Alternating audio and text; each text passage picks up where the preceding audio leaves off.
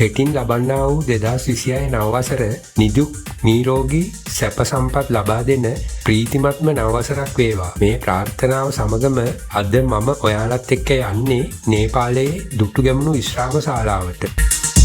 මේ වීඩියෝ එකෙන් ඔයාලට යම්කිසි දෙයක් ගන්න පුළුවන් වුණොත් කරුණාකරලා ලයික් එකක් දාන්න. අපිව තාම සබ්ස්ක්‍රයිබ් කරලා නැත්නම් සබ්ස්ක්‍රයිබ් කරලා අපේ channel එකේ ඔක්කොම වීඩියෝ ඔයාලා ළඟටම ගෙන්න ගන්න බෙල් අයිකන් එකත් ක්ලික් කරන්න කියලා මේකම ඉල්ලනවා. නේපාලයේ ශ්‍රී ලංකා දුටුගැමුණු විශ්‍රාම ශාලාවේ සියලුම දර්ශන ඔයාලට පුළුවන් මේ වීඩියෝ එකෙන් නරඹන්න. ගෞතම බුදුරජාණන් වහන්සේගේ උප්පත්තිය සිදු වුණ තවත් විදිහකට කියනවා නම් සිද්ධාර්ථ කුමාරයාගේ උපත සිදු වුණ ලුම්බිනි පූජා භූමිය ආසන්නයේම පිහිටලා තියෙන මේ විශ්‍රාම ශාලාව ශ්‍රී ලාංකික බෞද්ධයන් වන අපට වැදගත්ම ස්ථානයක් වෙනවා.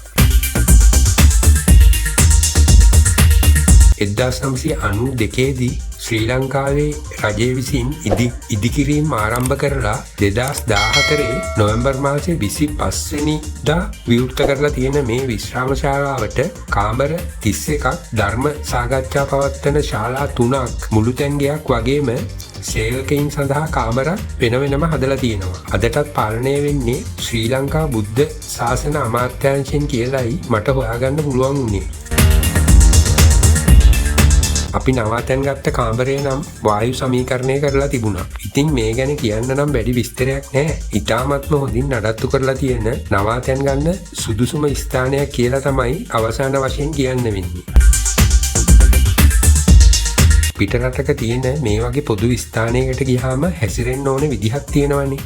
කරුණාකරලා ශ්‍රී ලංකාවේ ගරුත්වය රැකෙන විදිහට පොදු ස්ථානවලදී හැසිරෙන්න කියලා මම ඉතාමත් කරුණාවෙන් ඔයාලගෙන් ඉල්ලනවා. මෙහෙම ඉල්ලීමක් කරන්න හේතුව ඔයාලා මේ වීඩියෝවේ එක් තැනකදී දකීවි. නොහිතා කරන මේ වගේ සුළු දෙයක් වුණත් අපේ රටේ නම්බුව නැති වෙන්න හොඳටම ප්‍රමාණවත්.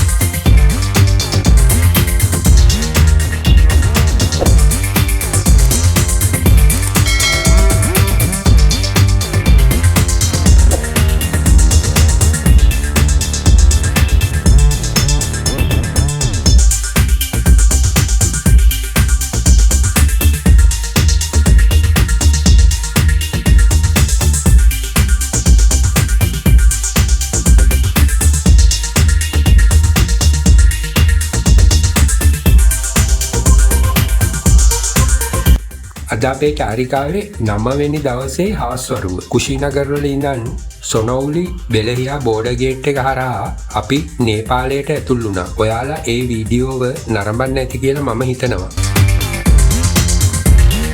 අද රාත්‍රිය අපි මේ නවාතැනේ ගත කරලා හෙට පාන්දරින්ම යනවා ලුම්බිනියට. නේපාලයේදී අපට වන්දනාමාන කරන්න තියෙන එකම පූජනීය ස්ථානය වෙන්නේ ලුම්බිනිය.